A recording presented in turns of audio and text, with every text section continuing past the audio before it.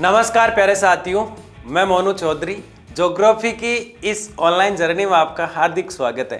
Class 11th की geography को पढ़ते हुए हम आगे बढ़ रहे थे और क्लास 11th की ज्योग्राफी के अंदर हमारा जो भौतिक पर्यावरण जो पुस्तक है उसका चैप्टर 2 हमारा चल रहा है संरचना तथा भू आकृति विज्ञान, और इसके अंदर हम हिमालय की बात कर रहे थे और आज उससे आगे हम पढ़ने वाले हैं। हिमालय से आगे जो है आज हम हिमालय की ही बात करेंगे सबसे पहले, क्योंकि हिमालय के पाठ हमें पढ़ने हैं और हिमालय में आज हम हिमालय उपखंड की बात करेंगे और कश्मीर हिमालय की बात करेंगे।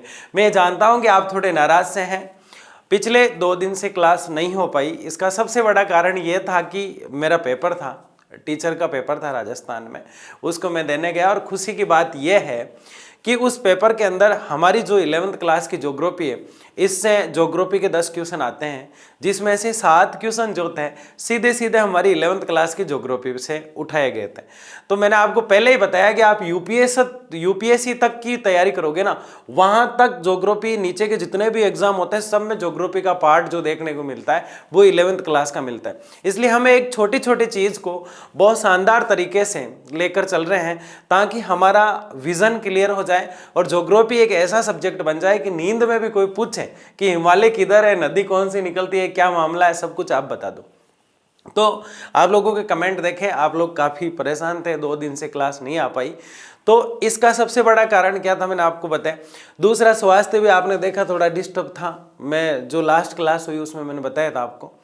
तो इन बातों पर चर्चा नहीं करके हम ये देख रहे हैं कि हिमालय उपखंड यानी हिमालय के भाग, हिमालय का डिवाइडेशन हम पढ़ने वाले थे। और मैंने आपको बताया कि हिमालय जो है वो अलग अलग तरह से अलग अलग टीचर पढ़ाया करते हैं, लेकिन हमने एक बेसिक चीज़ को लेकर, हमने एक बेसिक फॉर्मूले के माध्यम से इसको समझने का प्रयास कर रहे हैं हम। तो हिमालय जो है वो वास्तव में मुख्य तौर पर पढ़ने के लिए कितने भागों में बांटा जाता है? 4 भागों में। ये मैंने बताया आपको, ट्रांस, वृद्ध, उच्च और शिवालिक वाला जो क्षेत्र है, इस हिसाब से मैंने आपको बताया। लेकिन हमारी जो किताब है उसमें इसको 5 भागों में डिवाइड किया गया। कुछ लोग इसको 3 भागों में डिवाइड करते हैं, तो पढ़ने की दृष्टि से अलग अलग इसके भाग बना लेते हैं, लेकिन मुख्य रूप से 4 भागों में है। लेकिन हमारी किताब जो है हमारे भारत के जो स्टेट है, हमारे भारत के जो राज्य है, उनसे हिमालय किस प्रकार टच हो रहा है और वो कौन कौन से राज्य टच हो रहे हैं, उन राज्यों के हिसाब से 5 डिवाइडेशन कर दिए। आज हम उसी पर बात करने वाले हैं। हिमालय उपखंड यानी हिमालय जो है, बर्फ का घर जो हिमालय है, उसके कितने खंड है, और कश्मीर हिमालय जो है वो किस प्रकार फैला हुआ है, इस पर आज हम चर्चा करेंगे। तो बिना समय गवाए हम शुरू करते हैं। हिमालय पर्वत को हम पढ़ रहे हैं और इससे पहले हिमालय की हमने बेसिक चर्चा की थी। मुझे बहुत अच्छा लगा कि आपने कमेंट बॉक्स में सारी की सारी चीजें लिख के भेज दी थी। हिमालय के बारे में हमने पहले चर्चा की थी कि हिमालय कुछ यूं पूंछ की आकृति का दिखाई देता है, इधर से थोड़ा सा बड़ा दिखाई देता है, आगे चपटा होता जाता है, यानी पीछे की तरफ पूंछ की आकृति का बढ़ जाता है। इसके अलावा हमने बात की थी कि हिमालय की ये जो दूरी है बीच की, ये लगभग 6000 किलोमीटर के आसपास मानी जाती है, 6000 किलोमीटर, और ये जो है 2500 किलोमीटर के आसपास मानी जाती है। इस प्रकार से हिमालय को हमने देखा। अब कई जगह ये दूरी 200 से 4000 किलोमीटर के बीच कहते हैं, कई जगह अलग अलग आंकड़े आते हैं, लेकिन अमूमन कई जगह 9000 तक का भी आंकड़ा आता है, लेकिन ये औसत 6000 किलोमीटर के आसपास मानी गई। और ये पूंछ की आकृति का जो लंबाई है ये 2.5 के यानी 2500 किलोमीटर के आसपास है। तो ये हम हिमालय की बात कर रहे थे। हिमालय को हमने पढ़ा कि हिमालय को सबसे ऊपर सब पर्वतों का राजा कहलाता है, इसलिए इसे पर्वतराज भी कहते हैं। पर्वतराज यानी पर्वतों का राजा। दूसरा, इसका जिक्र गीता में भी देखने को मिलता है, हिमाद्री, हिम का क्षेत्र गीता में। दूसरा, ये ऋषियों का घर कहलाता है। ऋषि मुनि जितने भी हैं अधिकतर यहां देखने को मिलते हैं, ऋषियों का घर। ये छोटी छोटी चीजें हमने कनेक्ट होने के लिए देखी। लेकिन आज हम क्या देखने वाले हैं कि हिमालय जो है, हिमालय पर्वतमाला में भी अनेक क्षेत्रीय भिन्नताएं पाई जाती है। हर जगह क्षेत्रीय भिन्नताएं पाई जाएगी और उन्हीं का अध्ययन करना किसका काम है? भूगोल का काम है। यानी किसी क्षेत्र में भिन्नता का पाया जाना, या फिर किसी क्षेत्र में अलग अलग भागों पर अलग अलग कल्चर, अलग अलग वनस्पतियां, अलग अलग मैदान, अलग अलग उबड़ खाबड़ जमीन, नदियां, सागर, महासागर, झीलें, अलग अलग पर्वत, पहाड़ आदि आदि जो चीजें होती है अलग अलग रूप में देखना, वो क्षेत्र की भिन्नताएं होती है, विभिन्नताएं होती है। समझ गए आप? ऊंचा अवच कई जगह से ऊंचा दिखाई देता है हिमालय, कई जगह से नीचा दिखाई देता है। पर्वत श्रेणियों के समरेखण और दूसरी भू आकृतियों के आधार पर हिमालय को निम्नलिखित उपखंडों में बांटा गया। कहीं से हिमालय उबड़ खाबड़ है, कहीं से सीधा दिखाई देता है, कहीं से बड़ा दिखाई देता है, कहीं से छोटा दिखाई देता है। तो हिमालय कुछ उबड़ खाबड़ उतल फुतल ऐसा कुछ है ना। इसलिए इस उतल फुतलता को पढ़ने के लिए, इस ऊंचा अवच को पढ़ने के लिए, इस विभिन्न प्रकार की आकृतियों को पढ़ने के लिए हिमालय को हमने 5 भागों में बांटा है। कितने भागों में बांटा है? 5 भागों में। और यहां जो भाग किए जा रहे हैं वो हमारे राज्यों के हिसाब से हैं। कश्मीर के आसपास वाला हिमालय, हिमाचल और उत्तरांचल के आसपास वाला हिमालय, दार्जिलिंग और सिक्किम के आसपास वाला हिमालय, अरुणाचल के आसपास वाला हिमालय और पूर्व की पहाड़ियां जो मेघालय है, पूर्व की पहाड़ियां मतलब मेघालय है, उसके आसपास वाला हिमालय, यानी राज्यों के हिसाब से। अब आप देखो यहां से क्वेश्चन आया था, पूर्व की पहाड़ियां मेघालय में है। कहां है ये? मेघालय में। और मेघालय से क्वेश्चन पूछा था, मौसिन राम वगैरह बारिश वाले क्षेत्रों के बारे में पूछा था। तो यहाँ मेघालय में ना बहुत अच्छी अच्छी पहाड़ियां देखने को मिलती है। जैसे एक पहाड़ी का नाम है, एक पहाड़ी का नाम है खांसी। खांसी, अब ये कोई नाम होता है ना, तो एक का नाम है गेरा गोरा, ऐसा कुछ। तो ये वहां की जनजातियां हैं। जनजाति का मतलब होता है जो पहाड़ी क्षेत्र में रहने वाले लोग होते हैं उनको हम जनजाति के नाम से जानते हैं। तो ये जनजाति के जो लोग थे उन्हीं के नाम पर वहां की पहाड़ियों के नाम हो गए। तो पहाड़ियों के नाम भी कुछ इस तरह से, जो सतपुड़ा पढ़ेंगे तो मेघालय पहाड़ी पढ़ेंगे हम।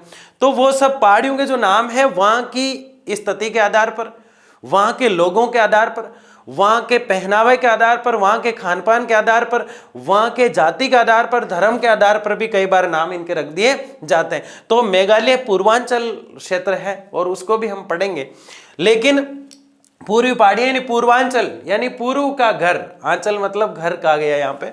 तो जैसे हिमालय बर्फ का घर होता है, तो सबसे पहले कश्मीर हिमालय की बात करेंगे हम, फिर हिमाचल हिमालय की बात करेंगे जो उत्तरांचल तक है, फिर दार्जिलिंग वाले की, फिर अरुणाचल वाले की, और फिर पूर्व पहाड़ी पूर्वांचल मेघालय वाले हिमालय की हम बात करने वाले। तो आज हम कश्मीर हिमालय पढ़ेंगे। क्या पढ़ेंगे?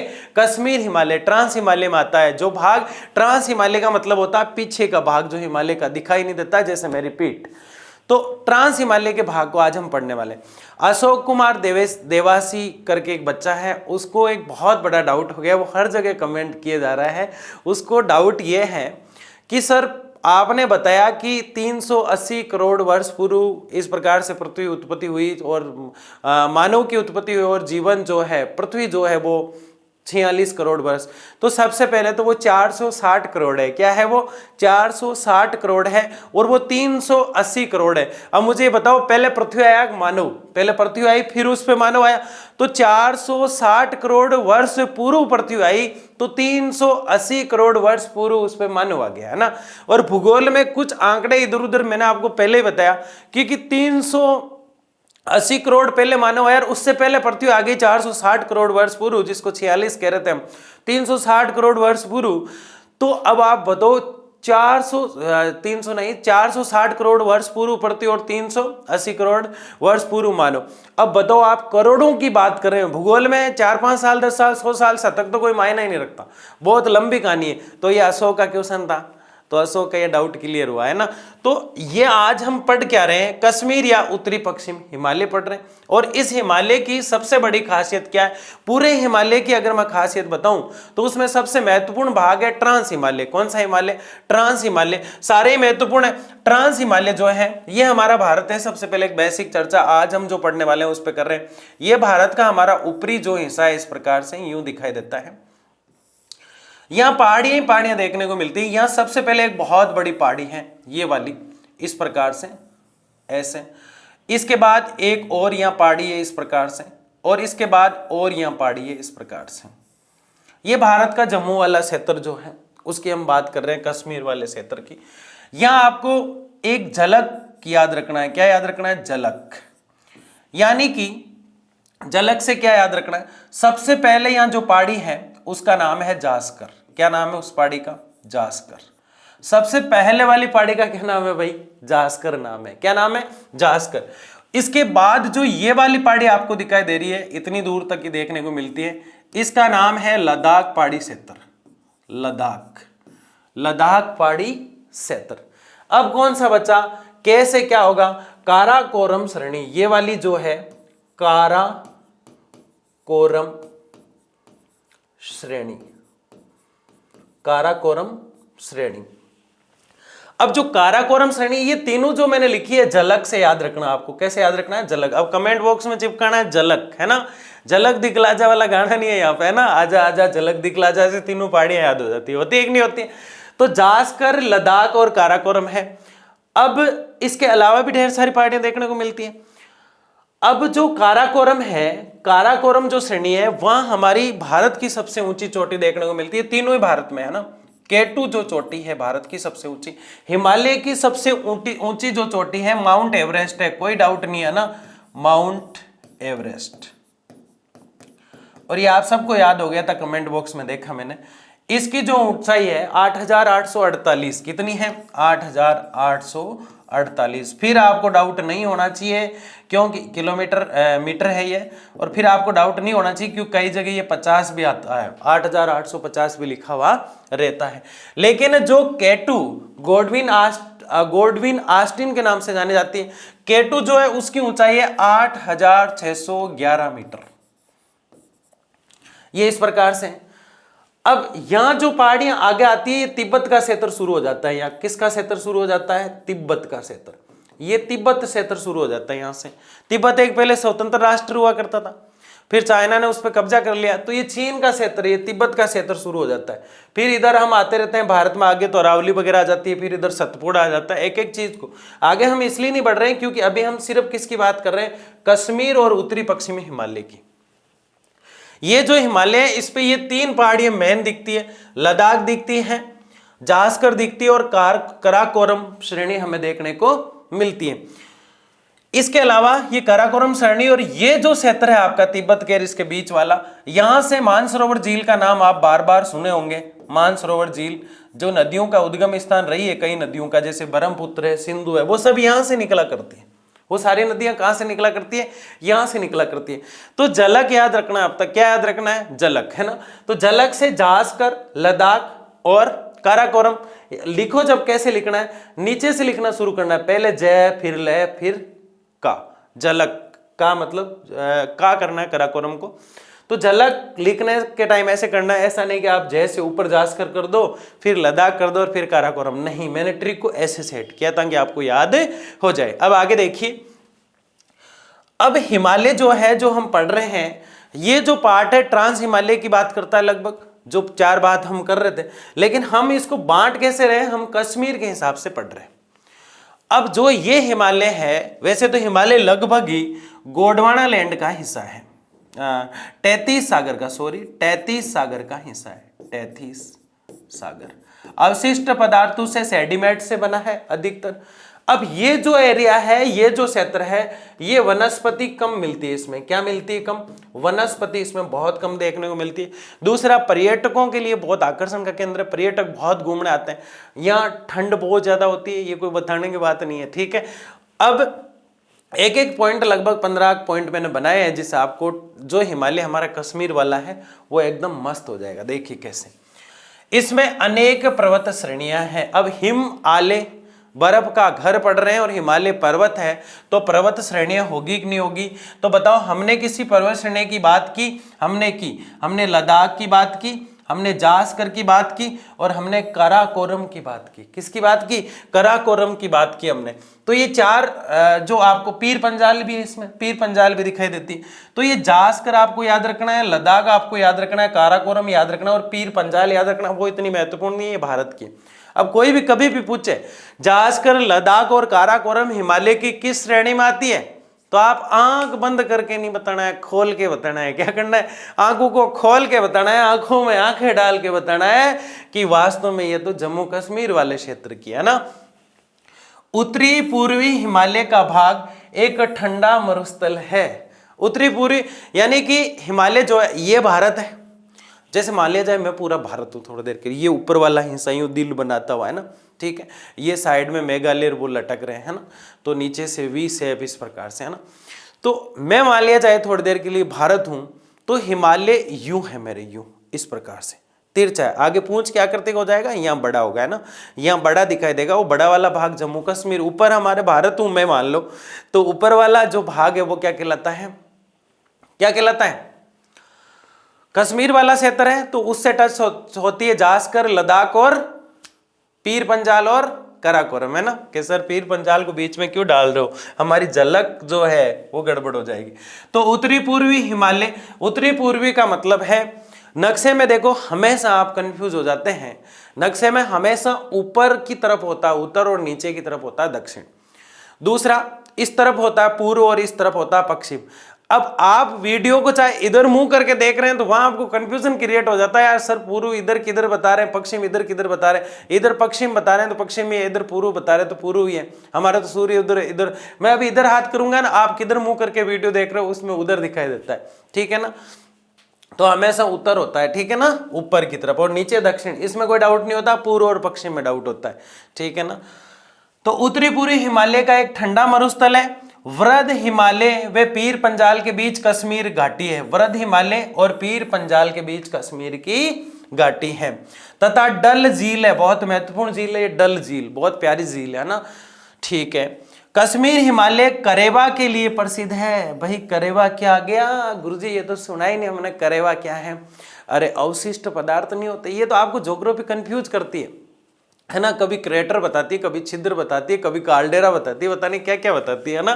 तो करेवा क्या है, करेवा का मतलब है नदियों से, पहाड़ों से, आदि हवाओं से, लहरों से कुछ कचरा इकट्ठा होता रहता है, कुछ अवशिष्ट पदार्थ इकट्ठे होते रहते हैं, कुछ सेंटीमेट्स इकट्ठे होते रहते हैं, और उनसे हिमनद से बर्फ के जो घनौदे होते हैं, बर्फ के जो टुकड़े होते हैं वो इकट्ठे हो रहते हैं, उनके साथ कचरा आता रहता है। तो एक कचरे का ढेर टाइप बन जाता है, हिमनद का हो सकता है, अवशिष्ट पदार्थों का हो सकता है, उस ढेर को करेवा के लिए, उस ढेर को करेवा कहा जाता है ना।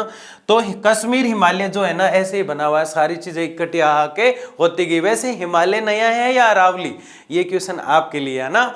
लेकिन आप ये याद रखना कि मैंने एक क्लास में कहा था, अरावली ने हिमालय से कहा, अरावली ने हिमालय से कहा, सुन मेरे महबूब सनम तुम तो कल का बच्चा है, तू तो क्या है, तू तो कल का बच्चा है, मैं तो बहुत पुरानी हूं, इसलिए मेरे से इश्कबाजी मत किया करे ना। हिमालय तो कल का बच्चा है, हिमालय क्या है, कल का बच्चा है ना। तो पुराना कौन है, अब आप समझ गए।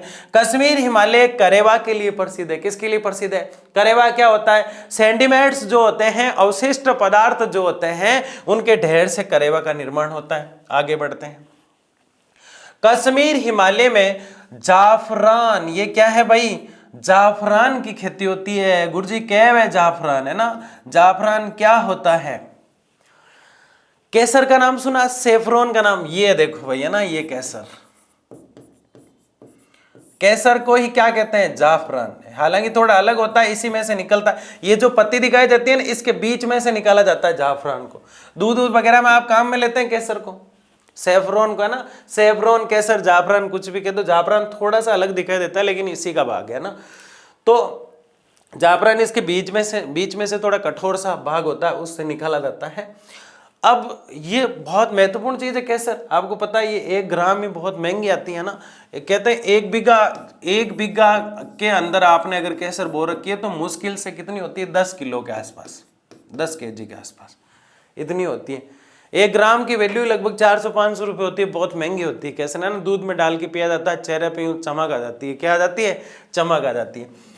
कश्मीर हिमालय में जाफरान की खेती की जाती है। देखो ये चीन में ज्यादा होती है, इसके अलावा भारत में भी होती है, इंडोनेशिया में होती है, कई जगह होती है, लेकिन भारत की जो केसर है वो बहुत प्रसिद्ध है, जम्मू की, भारत में भी कश्मीर की। इसमें जोजिला, पीर पंजाल, बनियाल, फोड़ला और खरदूला दर्रे हैं। पहाड़ियों के बीच में दर्रे बने रहते हैं, बर्फ के बीच में दर्रे टाइप बने रहते हैं, जिससे लोग आया जाया करते हैं। लोग तो क्या, सैनिक बेचारे तंग होते रहते हैं, भारतीय सैनिक जो बॉर्डर पे होते हैं उनके लिए दर्रे काम आते हैं, दर्रे बने रहते हैं। इस क्षेत्र में डल व वुलर झील है। डल और वुलर झील बहुत महत्वपूर्ण है, दोनों ही आपसे पूछ सकते हैं कि बताइए डल और वुलर झील हिमालय के किस भाग में है, तो कश्मीर वाले भाग में, ठीक है। इसके अतिरिक्त पोंगोंग और सोमुरिरी झील भी है, पोंगोंग और सोमुरिरी झील भी यहाँ देखने को मिलती है। यह क्षेत्र सौंदर्य व खूबसूरती के लिए जाना जाता है। भाई बहुत सुंदर क्षेत्र है ये, सौंदर्य और खूबसूरती के लिए जाना जाता है। यहाँ बहुत सी अच्छी अच्छी चीजें देखने को मिलती है क्योंकि ये खूबसूरत क्षेत्र है। वनस्पति हालांकि कम देखने को मिलती है, लेकिन यहाँ इस प्रकार की खेती जो है निचले पार्ट में होती है। ऊपर से जो हिमालय का ऊपर उठा हुआ भाग है जास्कर श्रेणी वाला, वहाँ बहुत कम चीजें देखने को मिलती है। जो काराकोरम वाला जो भाग है, तो झलक से याद रखना आपको सबसे पहले। उसके अलावा हिमालय बहुत पुराना नहीं है, अरावली से जो है काफ़ी नया है और अवशिष्ट पदार्थों से मिलकर बना है। ये मैंने पहले ही बताया आपको, 7 देशों में फैला हुआ है। कितने देशों में फैला हुआ है? 7 देशों में फैला हुआ है। तो ये हिमालय से महत्वपूर्ण बातें हैं और जो है सौंदर्य की दृष्टि से बहुत महत्वपूर्ण है। इसके अलावा प्राकृतिक दृष्टि से भी बहुत महत्वपूर्ण है, सांस्कृतिक दृष्टि से भी बहुत महत्वपूर्ण है। इसके बाद हम आगे अगर बढ़ते हैं तो सबसे महत्वपूर्ण चीज क्या आती है? ये पर्यटकों का आकर्षण केंद्र है। पर्यटक बहुत ज्यादा देखने को मिलते हैं क्योंकि मेघालय की भी अगर हम बात करेंगे ना, जब हम पूर्वांचल हिमालय पढ़ेंगे, पूर्वांचल हिमालय की जब हम बात करेंगे तो पूर्वांचल हिमालय में आप देखोगे गारो, खासी और जयंतिया, ये 3 ऐसी पहाड़ियां हैं जो वहां की जनजाति के नाम पर बनी है। किसके नाम पर बनी है? जनजाति के नाम पर। जनजाति पहाड़ी लोग होते हैं, मैंने आपको बताया। अब यहाँ क्या ये क्यों लिखा मैंने साथ में? क्योंकि हिमालय जहाँ मेघालय की तरफ खत्म हो रहा है पूर्वांचल में, और जहां से भारत में शुरू हो रहा है हिमालय जम्मू कश्मीर से, तो इन दोनों की पहाड़ी हमने याद कर ली है। इधर तो झलक से याद हो रही थी और इधर खांसी आई तो लोगों ने गौर किया और जयंती पे जो है उसको कहा कि भाई जयंती चल रही है स्वामी विवेकानंद की, तुझे ऐसा कार्य नहीं करना चाहिए। तो खांसी गारो जयंतिया, खांसी गारो जयंतिया। तो जहां से हिमालय शुरू हो रहा है और जहां हिमालय खत्म हो रहा है उसकी पहाड़ियों की बात हमने की। हालांकि इनको डिटेल से हम कब पढ़ने वाले? जब पूर्वांचल हिमालय लास्ट 5वां भाग हम जब पढ़ेंगे। लेकिन आपको 6 पहाड़ियों के नाम याद हो जाना चाहिए। कोई भी हिमालय से संबंधित क्वेश्चन पूछे, किसी को कहना मत है ना, कोई भी हिमालय से संबंधित क्वेश्चन पूछे तो 10 पहाड़ियों के नाम तो हमें याद होने चाहिए। क्या याद होना चाहिए? 10 पहाड़ियों के नाम याद होना चाहिए। सबसे पहले झलक और उसके बाद गारो, खांसी और जयंतिया। झलक कहाँ? कश्मीर के आसपास, तीनों ही है ना। उसके अलावा तिब्बत वाले क्षेत्र में पीर पंजाल भी वहीं बैठी है पास में, है ना। तो पीर पंजाल भी याद हो जाती है, झलक याद हो जाती है, 3 झलक से याद हो जाती है, फिर चौथी पीर पंजाल आ जाती है, फिर गारो, खांसी और जयंतिया मेघालय वाली याद हो जाती है। तो इस प्रकार से 7 जो पर्वत श्रेणियां हैं, पर्वत हैं, उनके नाम हमें याद हो जाते हैं। ये पर्यटकों का आकर्षण स्थल है क्योंकि यहाँ बहुत ज्यादा पर्यटक आते हैं। और क्यों? क्योंकि सुंदर है, पहले लिखा था हमने। छोटी छोटी चीजें, श्रीनगर झेलम नदी के किनारे हैं, ये बहुत महत्वपूर्ण बात है। देखो कुछ नगरों की बात हम और कर लेते हैं। यहां क्या लिखा है? श्रीनगर झेलम नदी के तट पर है। किस नदी के तट पर? झेलम नदी के तट पर। अब आप जानकर खुश हो जाओगे कि अयोध्या किस नदी पर? बताओ, अयोध्या। फिर मैं बात करूंगा उज्जैन किस नदी पर है। फिर मैं बात करूंगा कोटा किस नदी पर है। और फिर मैं बात करूंगा पटना वगैरह की बात कर लेते हैं हम, पटना आदि की बात कर लेते हैं। ठीक है, ये बहुत है। आपको पटना को छोड़ो क्योंकि बहुत ज्यादा हो जाएगा, है ना। ये लो, पटना छोड़ दिया हमने, है ना। अब देखिए झेलम नदी के तट पर कौन है? श्रीनगर। कौन है भाई? श्रीनगर। अयोध्या जो है वो सरयू नदी के तट पर है। सरयू नदी, सरयू नदी के तट पर। ठीक है। उज्जैन जो है शिप्रा नदी के तट पर है। शिप्रा नदी के तट पर। कोटा जो है चंबल नदी के तट पर है। किस पर है? चंबल नदी के तट पर। ये कुछ नगर है, कुछ पहाड़ियां याद करना है, कुछ नदियों के किनारे के नगर याद करना है। ठीक है ना। तो आपको याद हो जाना चाहिए एक ही बार में ना। अयोध्या सरयू, उज्जैन शिप्रा, कोटा चंबल और श्रीनगर झेलम नदी के तट पर है। झेलम नदी के किनारे है श्रीनगर। अब 14वां पॉइंट क्या कह रहा है? यहाँ अनुदैर्ध्य घाटियां हैं। क्या है अनुदैर्ध्य घाटियां? अनुदैर्ध्य घाटियों को दुन भी कहते हैं। लेकिन सबसे पहले यह पता होना चाहिए अनुदैर्ध्य घाटी है क्या।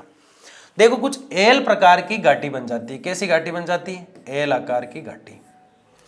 ये हिम क्षेत्र में यानी बर्फ का जो क्षेत्र होता है उसमें भी बनती है, और मरुस्थल यानी मिट्टी का जो क्षेत्र होता है उसमें भी बनती है।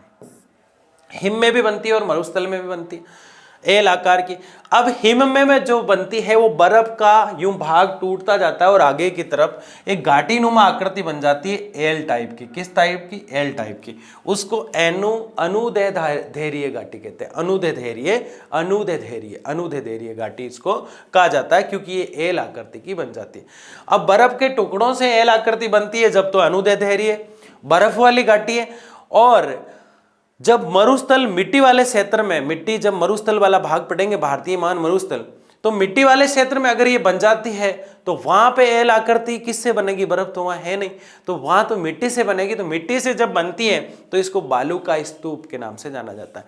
तो इसका पूरा नाम क्या हो जाएगा? अनुदैर्ध्य बालू का, यानी बालू मिट्टी का स्तूप यानी टिल्ला। अनुदैर्ध्य बालू का स्तूप का मतलब होता है एल आकृति का मिट्टी का टीला। लेकिन बर्फ से बना है तो बर्फ से बना हुआ एल आकृति की घाटी जो है वो अनुदैर्ध्य घाटी कहलाती है। और इन घाटियों को कश्मीर में आदि क्षेत्रों में दुन के नाम से जाना जाता है। किसके नाम से जाना जाता है? दुन के नाम से। और प्रमुख दुन जो यहाँ पे हैं उसमें सबसे पहला आता है पठानकोट, और फिर आता है जम्मू। एक तो जम्मू के नाम पे ही, और दूसरा पठानकोट। अब आप सोचोगे ये क्या है? कुछ भी नहीं है, ये एल आकृति की एक घाटी बनी हुई है बर्फ से। कैसे बनी हुई है? एल आकृति घाटी क्या होती है? दो पहाड़ों के बीच में घाटी देखते हो ना, वैसे ही बर्फ के बीच घाटी बना दो, है ना। तो वो घाटी बनी हुई है एल आकार की। दो के नाम याद रखना है, पठान और जम्मू। जम्मू कश्मीर याद रह ही जाता है, पठान आपको याद रखना है, मूवी आ रही है ना पठान वाली। तो पठानकोट दुन और जम्मू दुन, पठानकोट दुन और जम्मू कुन, ये आपको याद रखना है। तो अब तक हमें याद क्या रखना है? अब तक हमें 4 ऐसे नगर जो किस नदी के किनारे हैं यह आपको याद रखना है। अब तक हमें 7 पर्वत श्रेणियों के नाम याद रखना है, जम्मू की 4 पीर पंजाल सहित, है ना, और मेघालय की 3 गारो, खासी और जयंतिया, ये हमें याद रखना है। तो 7 पर्वतों के नाम, इसके अलावा 5-4 जो नदियों, शहरों, नदी जो है किस शहर से पास से गुजरती है, कौन सा शहर किस नदी पे, ये हमें याद रखना है। और 2 दुन के नाम हमें याद रखना है, पठानकोट और जम्मू दुन। अब मैं एक चीज और बताने वाला हूं आपको, 4 पॉइंट है वो आने वाले हैं, ठीक है ना। आगे बढ़ते हैं हम। इसके अंतर्गत पर्वत श्रेणियां निम्न है: कराकोरम, लद्दाख, पीर पंजाल, कैलाश और जास्कर। कैलाश जो है ये हमने भारत की यूं इस प्रकार से ऊपर की आकृति को जब लिया था तो यहां सबसे पहले हमने कौन सी बनाई बताओ? फिर इसके अलावा ये देखो, ये बनाई हमने केटू, और केटू किस में है? काराकोरम में, ठीक है, कोई दिक्कत नहीं है। इसके बाद छोटी पहाड़ी बनाई थी एक यहाँ पे, जिसको हमने लद्दाख का। इसके अलावा ये एक बहुत बड़ी पहाड़ी बनाई थी जिसको हमने जास्कर का, ये तो भारत में है। लेकिन ये कैलाश जो है ये इस एरिया में, भारत जब आगे यूं बढ़ जाता है इस प्रकार से तो ये तिब्बत क्षेत्र आ जाता है, यहाँ तिब्बत, ये तिब्बत का क्षेत्र आ जाता है, यहाँ कैलाश है। जास्कर आदि देखने को मिलते हैं, है ना। तो ये सारी भारत की, ये चाइना की है लगभग। तो केटू की ऊंचाई 8611 मीटर है, हम पहले ही देख चुके हैं। तो फिर बताओ 8848 मीटर किसकी है? तो माउंट एवरेस्ट। होशियार होने लग गए ना ज्योग्राफी में। एवरेस्ट ये कौन है? Godwin Austin. अब इसको ऑस्टिन बोल दो, ऑक्सीजन को ऑस्टिन बोल दो, चाहे ऑक्सीजन को ऑक्सीजन बोल दो या ऑक्सीजन बोल दो, वैसे ऑस्टिन को ऑस्टिन बोल दो या ऑस्टिन बोल दो, है ना, ठीक है ना। तो ऑस्टिन बोल दिया। तो केटू है ये भारत की सबसे ऊंची चोटी। ये कौन सी है? भारत की सबसे ऊंची चोटी। वो कौन सी है? हिमालय की सबसे ऊंची चोटी। ये इनमें अंतर है। काराकोरम में केटू है। काराकोरम में अनेक ग्लेशियर है भाई। क्या है? बर्फ की घाटियां ही है ग्लेशियर। बर्फ की घाटियां नहीं कह सकते इनको, बर्फ की नदियां कह सकते हैं। ग्लेशियर का दूसरा नाम आप पढ़ते ही समझ जाओगे, दूसरा नाम है हिमनद। हिमनद का मतलब होता है बर्फ की नदी, बर्फ की नदी। तो ये ग्लेशियर क्या होता है? बर्फ की नदी। ये वही पॉइंट है जो मैंने कहा ना, 4 और याद करना है ना। 7 पहाड़ियां, 4-5 नगर जो है किस नदी के किनारे बसे हुए हैं, कौन से दो दून, पठानकोट दून और जम्मू दून, है ना। इसके अलावा ग्लेशियर, 1 ग्लेशियर, 2 ग्लेशियर और 3 ग्लेशियर और 4 ग्लेशियर आपको याद रखना है।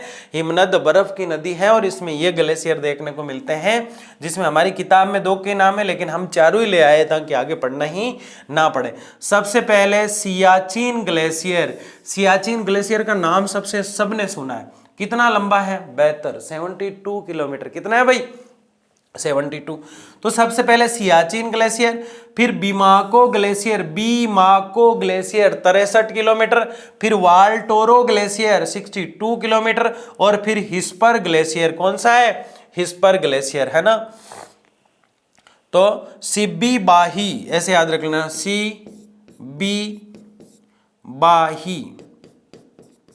सिब्बी बाई है ना, एक लड़की का नाम याद रख लो ऐसे, सिब्बी बाई। कौन सी बाई? अब ई लिखोगे तो गड़बड़ हो जाएगी, लास्ट में ही लगा के रखना आपको, सिब्बी बाई। सियाचिन, बिमाको, वाल्टोरो, हिस्पर, है ना। ये 10-12 बार बोलोगे आप, वैसे याद हो जाएंगे, कोई दिक्कत वाली बात ही नहीं है। तो यहां तक आपके समझ में आ रहा है, किसी को कोई डाउट नहीं है यहां तक। कराकोरम सरणी पामीर घाट से मिलती है। किससे मिलती है? पामीर घाट। पामीर घाट का क्या मतलब है? पामीर का जो क्षेत्र है वहां से मिलती है। कौन सी? कराकोरम सरणी। तो हम हिमालय की बात करते हुए आगे बढ़ रहे हैं और हिमालय में हम ये देख रहे हैं कि जो हमारा उत्तर पश्चिम का जो हिमालय है और कश्मीर का जो हिमालय है वो जास्कर जैसी पर्वत श्रेणियों से बना हुआ है और किस प्रकार अपना कार्य करता है इसकी बात हम कर रहे हैं। तो ये हमने हिमालय की सिर्फ एक पार्ट की बात की। अगले पार्ट में हम देखेंगे कि दूसरा पार्ट क्या है हिमालय का और कैसे बना और किस प्रकार से बना। आप जुड़े रहिए। आपके जो सवाल है वो मुझे लगातार कमेंट बॉक्स में देखने को मिल रहे हैं। निराश ना होइए, हम सतत प्रयास कर रहे हैं आपके पीछे। बहुत बहुत धन्यवाद।